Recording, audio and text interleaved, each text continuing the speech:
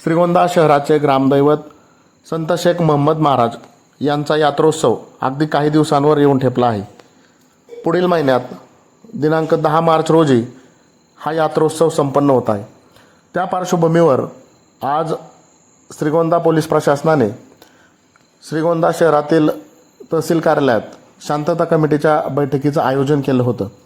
या बैठकीसाठी तहसीलदार doctor Kshitija Waghmare, police निरीक्षक किरण शिंदे, यात्रा कमिटीचे अध्यक्ष गोपाळराव मोठे पाटील, ज्येष्ठ नेते बाबासाहेब भोस तसेच नगर परिषद वीज मंडळ यांच्यासह शहरातील नागरिक मोठ्या संख्येने उपस्थित होते.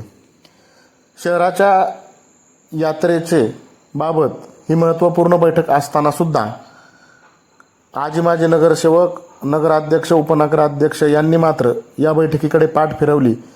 हे विशेष.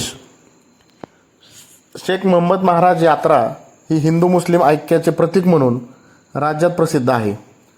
त्यामुळे शहरासह तालुक्यातून व तालुक्याच्या बाहेरून सुद्धा या यात्रेसाठी लाखो लोक येतात. ही यात्रा सुरळीत पार पाडण्यासाठी अनेक मुद्दे या शांतता कमिटीच्या बैठकीत मांडण्यात आले. परंतु काहींनी शांतता कमिटीच्या बैठकीत शांतता कमिटी या तालुक्यात अस्तित्वात आहे का, आणि असेल तर त्या शांतता कमिटीमध्ये कोण कोण आहे ही समिती पुन्हा एकदा गठीत केली जावी आणि त्यातील लोकांची नावे जाहीर केली जावीत अशी मागणी केली. त्याच पद्धतीने या मुद्द्यासोबतच शहरात मागील काही दिवसांपासून विशिष्ट समुदायाच्या लोकांकडून सामान्य लोकांना जाणीवपूर्वक कायद्याचा धाक दाखवून त्यांची आर्थिक लूट केली जात आहे. सामान्य लोकांना त्रास दिला जात आहे. त्या लोकांकडून शहरातील मोक्याच्या ठिकाणी शासकीय जागेवर केलेलं अतिक्रमण याबाबतही अनेकांनी संताप व्यक्त केला. तसेच या विशिष्ट समुदायावर पोलीस प्रशासनाने कारवाई करावी, अन्यथा या लोकांकडून कायद्याचा धाक दाखवून लोकांवर होणाऱ्या अन्यायाविरोधात आणि पोलीस प्रशासन कारवाई करत नसल्याच्या निषेधार्थ बेमुदत गाव बंद ठेवण्याचा इशारा देखील या बैठकीत देण्यात आला. खऱ्या अर्थानं ही शांतता कमिटीची बैठक यात्रोत्सवासाठी असली तरी या बैठकीत प्रामुख्याने या विशिष्ट समुदायाच्या त्रासाबाबतच अनेकांनी आपले मत व्यक्त केले आणि पोलीस प्रशासन त्याकडे फक्त बघ्याची भूमिका घेत आहे याबाबतही अनेकांनी संताप व्यक्त केला. ग्रामदैवत शेख मोहम्मद महाराज मंदिर परिसराभोवती अनेक अवैध व्यवसाय बिनदिक्कतपणे सुरू असून या अवैध व्यावसायिकांचा मंदिराला विळखा पाडला आहे आणि त्या अवैध धंद्यांवर तातडीने कारवाई करावी, अन्यथा येत्या 28 तारखेपासून मोहम्मद महाराज मंदिरात बेमुदत उपोषण करण्याचा इशारा देखील या बैठकीत देण्यात आला. त्याच पद्धतीने यात्रेत जे पाळणे लावले जातात त्यावर फक्त यात्रा कमिटी आणि प्रशासनाची पकड हवी.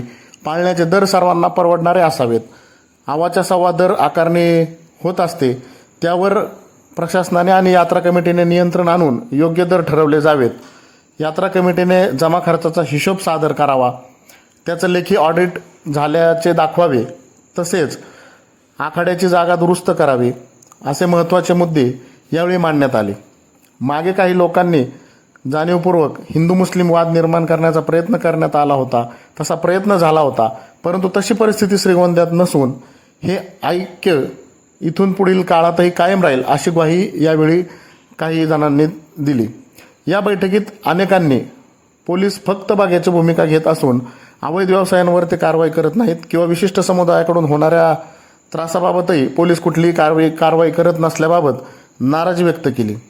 तसेच अवाजवी आणि चुकीच्या पद्धतीने व्यावसायिकांकडून यात्रा उत्सव काळात कर वसूल केले जातात याबाबतही अनेकांनी तक्रार करून त्यात सुसूत्रता आणण्याची सूचना केली.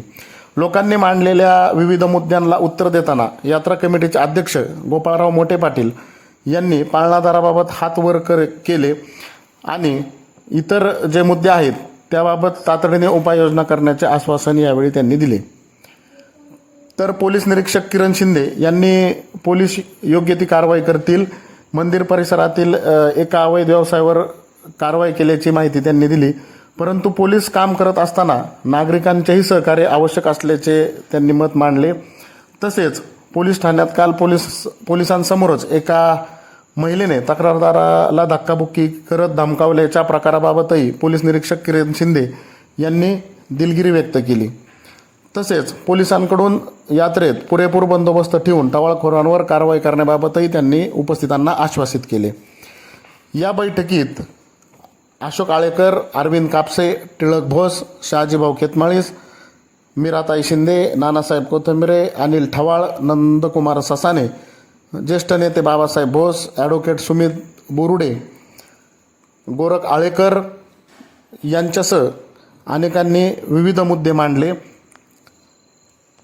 त्यामुळे यात्रा उत्सव सर्वांनी शांततेत पार पाडावा असे आवाहन यावेळी प्रशासनाच्या वतीने करण्यात आले.